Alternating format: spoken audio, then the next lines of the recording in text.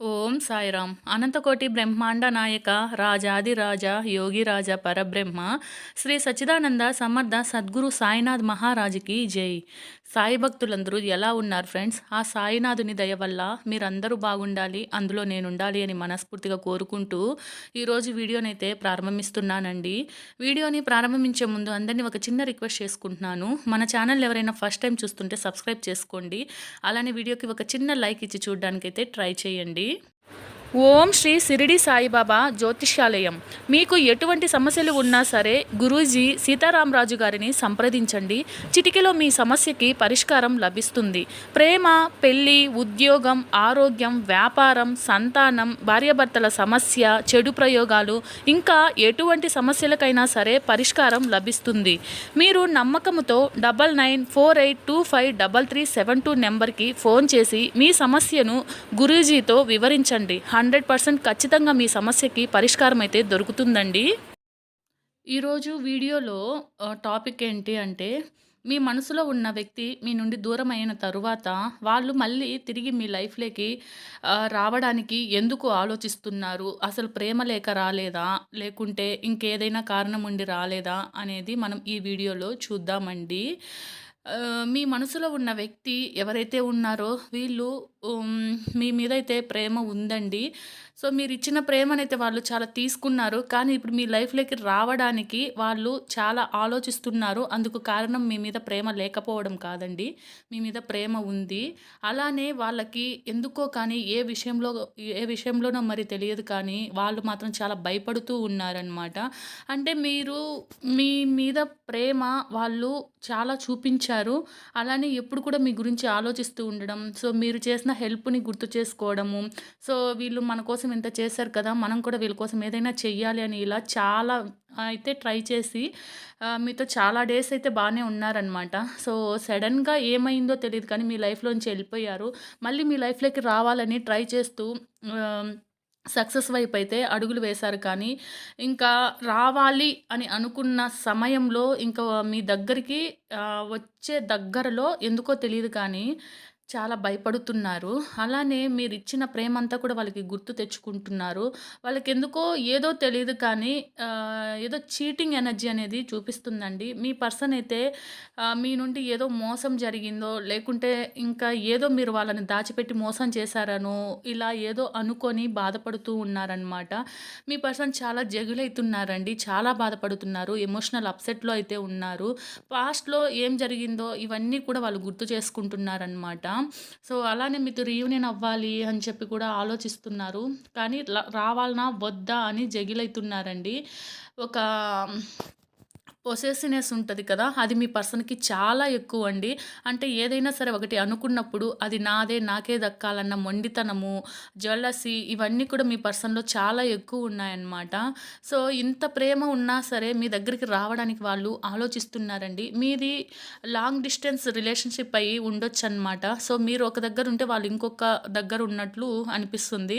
So, ఈ person ఏంటంటే తనని తను చాలా కంట్రోల్ చేసుకునే పర్సన్ అనమాట. అంటే తన మైండ్‌లో కానీ, మనసులో కానీ, ఆలోచనలో కానీ మీ మీద ఇష్టం ఉన్నా, ఫీలింగ్స్ ఉన్నా, లేకుంటే ఎమోషన్ అది ఏదైనా కావచ్చు. సో, తనని తాను కంట్రోల్ చేసుకొని అది బయట పడకుండా స్ట్రాంగ్‌గా ఉండగలిగే పర్సన్ అనమాట. ఈ ఈ పర్సన్ ఏంటంటే ఎమోషన్ కన్నా కూడా ప్రాక్టికల్‌గా ఆలోచించే పర్సను. సో, ఈ వ్యక్తి అయితే మీ దగ్గరికి రావాలని చాలా ప్రయత్నాలు చేశారండి. అవన్నీ కూడా సక్సెస్‌గానే ఉన్నాయి. బట్ లాస్ట్ ప్రయత్నంలో మీకు చేరువయ్యే సమయానికి ఎందుకో తెలియదు కానీ చాలా భయపడుతూ ఉన్నారు.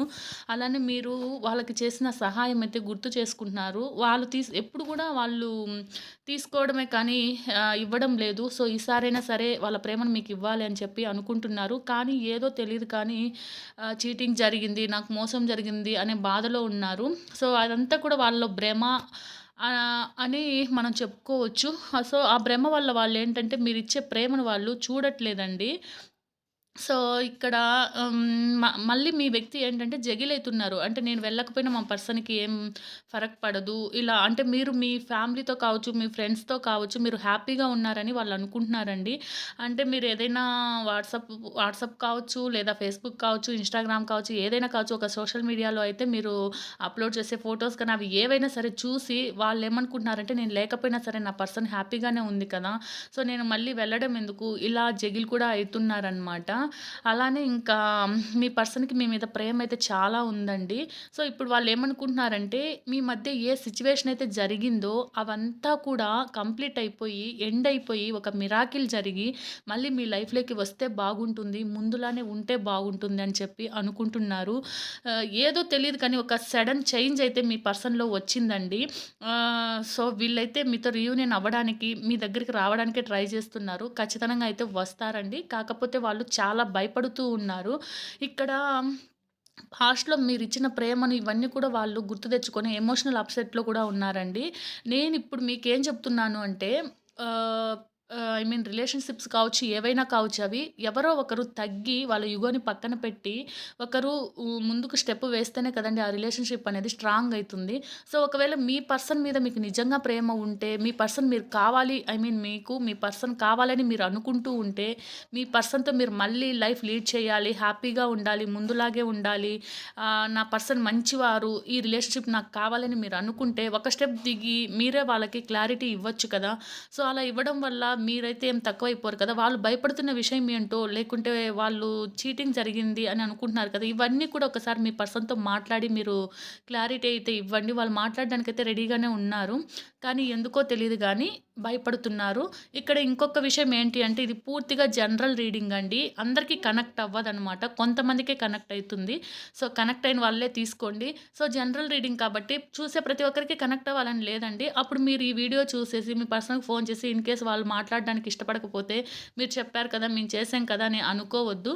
సో, మీ మధ్య సిట్యుయేషన్ ఏం జరిగింది అనేది మీకు తెలుసు కదా! సో, దాన్ని బట్టి ఒకవేళ ఈ సిట్యుయేషన్ కోసమే తను భయపడుతున్నారని మీ మనసుకు అనిపిస్తే ఒక స్టెప్ దిగి వాళ్ళతో మాట్లాడడానికైతే ట్రై చేయండి. ఖచ్చితంగా మీ పర్సన్ అర్థం చేసుకుంటారు. మీకు ఇష్ట దైవాన్ని ఒకసారి మనసులో తలుచుకొని ఆ పర్సన్‌తో మాట్లాడడానికైతే ట్రై చేయండి. వాళ్ళైతే మాత్రము మీరు పాస్ట్‌లో ఇచ్చిన ప్రేమని అవంతా కూడా వాళ్ళు ఆలోచించి ఎమోషనల్ అయితున్నారు. మీ దగ్గరికి రావాలని అనుకుంటున్నారు కానీ రావడానికి భయపడుతున్నారు. సో, ఇదండి ఇవాల్టి వీడియో. సో, చాలామందికైతే వాళ్ళ పర్సన్ రీయూనియన్ అయ్యారని చెప్పి నాకు కామెంట్స్ పెట్టారు. ఇన్‌కేస్ మీ పర్సన్ మీ దగ్గరికి రాలేదు, ఎందుకు ఇంకా రాలేదని మీరు అనుకుంటూ ఉంటే మాత్రం రీజన్ అయితే ఇదేనండి. మీ పర్సన్‌కి మీ దగ్గరికి రావాలని ఉంది. వెయిట్ చేస్తున్నారు. కానీ వాళ్ళని వాళ్ళు కంట్రోల్ చేసుకుంటున్నారు. చాలా పొసెసివ్‌నెస్‌గా ఉన్నారు. అలానే మీరు హ్యాపీగా ఉన్నారని వాళ్ళు అనుకుంటున్నారు. సో, మీ దగ్గరికి రావాలని చాలా ప్రయత్నాలు చేశారు. చివరికి మీ దగ్గరికి వచ్చే సమయానికి వాళ్ళు ఎందుకో చాలా భయపడుతున్నారని ఈ రీడింగ్ ద్వారా నాకైతే అర్థమైందండి. కనెక్ట్ అయిన వాళ్ళు తీసుకోండి. అందరికీ కనెక్ట్ కాదు. మళ్ళీ ఇలా, అలా అని చెప్పి కామెంట్ చేయొద్దండి. నేను మళ్ళీ ఒక మంచి రీడింగ్‌తో అయితే కలుస్తాను. అంతవరకైతే నేను చెప్పినట్లు ఇగోని కొంచెం పక్కన పెట్టి ట్రై చేయండి. అంటే మీకు తెలుస్తుంది కదా! ఈ పర్సన్ మంచివారు. ఈ పర్సన్‌తో ఇలా ఉన్నాడు ముందు నాతో. సో, నేను ఇలా మాట్లాడడంలో తప్పు లేదని మీ మనసుకు అనిపిస్తే మాత్రము మీరు ఒక స్టెప్ దిగి తనతో క్లారిటీ ఇవ్వండి. ఏదైనా సరే కమ్యూనికేషన్ ద్వారానే ఏ ప్రాబ్లమ్ అయినా మనం సాల్వ్ చేసుకోగలము.